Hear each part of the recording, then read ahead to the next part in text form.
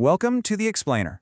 So today we're diving into something that every single web developer has to deal with, choosing a CSS framework, right? There are so many out there, it can be totally overwhelming.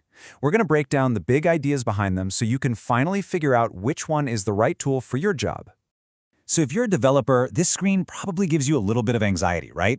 You're starting a fresh project, you're excited, and then bam, you're hit with this wall of choices for how to handle your CSS. It's so easy to just get stuck, in that analysis paralysis. But here's the thing, you're not alone. And the key really is to understand that none of these tools is the best. They were all just built to solve very different problems. All right, so to really get a handle on this, we're going to take a little trip through the history of web styling. We'll start with the reign of components, then check out the utility-first revolution that came next. After that, we'll see what happened when styling moved inside JavaScript. And at the end, we'll wrap it all up to help you make your choice. Okay, let's start at the beginning, or at least what felt like the beginning for a lot of us. We're talking about the approach that completely dominated web development for years, component-based frameworks. This was like the first big attempt to tame the wild west of web styling. And the big idea here was actually pretty brilliant. It was all about giving developers a toolkit, a box of pre-designed, reusable pieces, things like buttons, forms, navbars. The thinking was, why are we all building the same button from scratch a million times? Why not just have one good, consistent button you can just grab and use? It was a total game changer for saving time. A great way to think about this is like building IKEA furniture. It's awesome, right? You get this flat pack box, all the parts are there, the instructions are mostly clear, and you can put together a functional bookshelf really, really fast. The only catch? Your bookshelf is going to look exactly like everyone else's bookshelf. And the undisputed king of the component world. Oh, it's gotta be Bootstrap. This thing came out of Twitter way back in 2011, and its whole philosophy is just speed and consistency. Get stuff built fast. It's perfect for rapid prototyping, and the community is just massive. We're talking 169,000 stars on GitHub. That means if you ever get stuck, an answer is just a quick search away. And just look at how simple the code is. This is the magic right here.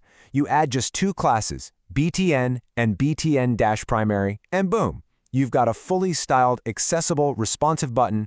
All that complicated CSS, it's hidden away. The framework is doing all that heavy lifting for you. But, and there's always a but, right? Here's the trade-off. All that convenience, it comes at a cost. And that cost is flexibility. If you want to build a design that's really unique, something that doesn't scream Bootstrap site, you can end up writing tons of extra CSS just to override the defaults. It starts to feel like you're literally fighting the framework. And it was that exact problem, that feeling of being locked in, that led directly to a totally different way of thinking. It was a revolution, really. The utility-first mindset. So the philosophy here is basically the complete opposite of Bootstrap. Instead of giving you a finished component, like a whole button, a utility-first framework like Tailwind CSS gives you the tiniest possible building blocks. These are called utility classes, and each one does just one very specific thing. So if Bootstrap is an IKEA kit, Tailwind is like a massive Lego set. You don't get a pre-designed car, you get every tiny brick, every single purpose piece you could ever imagine. This gives you total creative freedom to build anything you want, but it also means you have to build it all yourself, piece by tiny piece. And you can really see the difference in the code. Look at this button. The HTML itself is basically a recipe for the style. Each class is telling a story. BG Blue 500, that's the background color. Hover BG Blue 700, that's what happens when you mouse over it. Rounded, that gives it the rounded corners. You're literally composing the design right there in the markup. So you get this amazing level of control, right? But the trade-off, and this is a big one for some people, is what happens to your HTML. It can start to look really busy or cluttered. And of course, there's a bit of a learning curve to remember all those class names. For a lot of developers, seeing all that in the markup is a real turnoff. Okay, so while all that was going on, there was this whole other branch of evolution happening. This one grew up right alongside modern JavaScript frameworks like React. And this approach, it basically just threw the whole idea of separate CSS files right out the window. Yep, we're talking about CSS-in-JS. And the name pretty much says it all. You write your CSS inside your JavaScript. It sounds a little weird at first, but it totally changes the game. It stops treating styles like a static set of rules and starts treating them like a dynamic, living part of your application's logic. So what's the analogy here? It's kind of like having a 3D printer in your workshop. You're not picking from a box of pre-made parts anymore. Instead, you're creating a totally custom part, a style in this case, on the fly, exactly when and where your component needs it. And this is so powerful when your styles need to react and change based on what the user is doing or what's happening in your app. This example here from the International Journal of Core Engineering and Management shows it perfectly. See how we're creating a button component? Well, its background color can change, but it changes based on a piece of data, a prop called primary. The styling is literally tied to the component's logic. It's not separate anymore. Now, the huge advantage here is that your styles are automatically scoped. That's a fancy way of saying you never have to worry about the styles for your button accidentally messing up, say, your navigation bar. But again, there's a downside. All this can make your JavaScript files bigger, and it can add a little bit of performance overhead when the page loads, because the browser has to figure out the styles on the fly. Okay, so we've got these three big ideas, right? Component first, utility first, and CSS-in-JS. With all that in mind, how in the world do you actually choose the right tool for your project? Let's break it down and make it simple. This table pretty much sums it all up.